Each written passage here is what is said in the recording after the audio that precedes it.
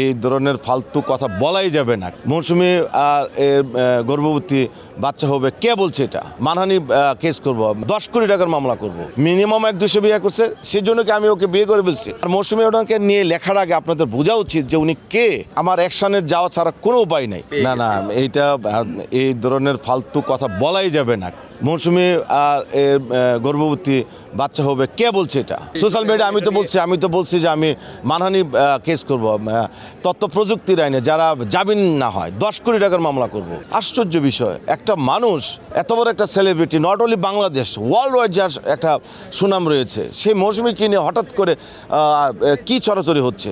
বিয়ে হচ্ছে, বাচ্চা হচ্ছে, কেন বাচ্চা হবে? তার হাজব্যান্ড বাংলাদেশ, সে আমেরিকাতে, সে তার মেয়েকে ওখানে ইউনিভার্সিটিতে ভর্তি করেছে, তার মায়ের সেবা করছে ওখানে।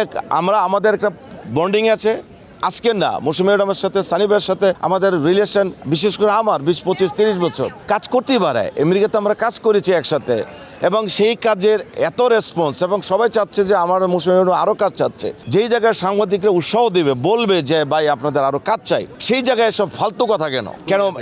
মৌসুমি ম্যাডাম তো 3 থেকে 400 সিনেমা করছে, এর মধ্যে মিনিমাম 1-200 বিয়ে করছে, করে নাই। আমাকে নিয়ে আলোচনা হচ্ছে এই যে কিছু ভুয়া কন্টেন্ট ক্রিয়েটর আছে, তাদের ওই যে রুটি রোজগারের দরকার, আল্লাহর কাছে না চায় ওরা মানুষের গিবত করে। মানুষের এই যে সানি ভাই বলছে না, এগুলাকে টিস্যুর মতো বস্তা ভরে ফেলে দেওয়া উচিত। সানি ভাই যে রেগে গেছে, আমি হলে তো অ্যাকশনে যেতাম আর অনেক আগে।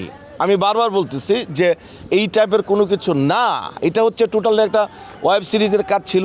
ওখানে একটা বিয়ের ইয়ে ছিল আমার আর মৌসুমি ম্যাডামের, আংটি পরানো একটা বিয়ে, একটা নতুন সংসার, গল্পের কারণে হতে পারে না। সেই জন্য কি আমি ওকে বিয়ে করে ফেলছি, উনি আমাকে বিয়ে করে ফেলছে। মূলধারার সাংবাদিক হলে মূলধারার পত্রিকাগুলো কিন্তু ভুয়া নিউজ করছে না। করছে কারা?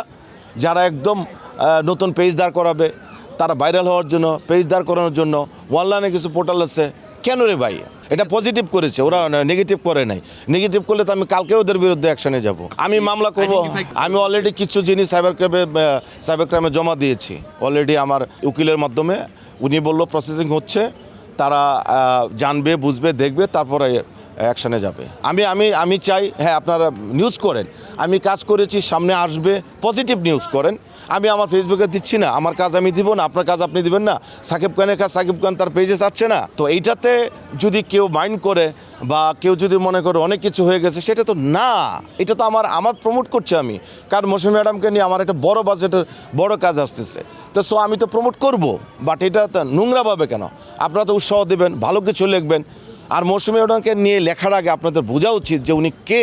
বাংলাদেশের শাবানা ম্যাডাম, ববিতা ম্যাডামের পরের যে জেনারেশন, সেখানে একমাত্র মৌসুমি ম্যাডাম ধরে রেখেছে তার ব্যক্তিত্ব, তার শালীনতা, চলাফেরা। আমেরিকার মতো জায়গায় আমি দেখেছি তারে কি সম্মান দেয় মানুষ, অথচ আপনারা কিছু গণমাধ্যম সাথে উস্কানি দিচ্ছেন। কিছু মানুষ আছে পেজের জন্য, কিছু আছে ভিউর জন্য। আপনারা যা শুরু করেছেন, আমার অ্যাকশনের যাওয়া ছাড়া কোনো উপায় নেই।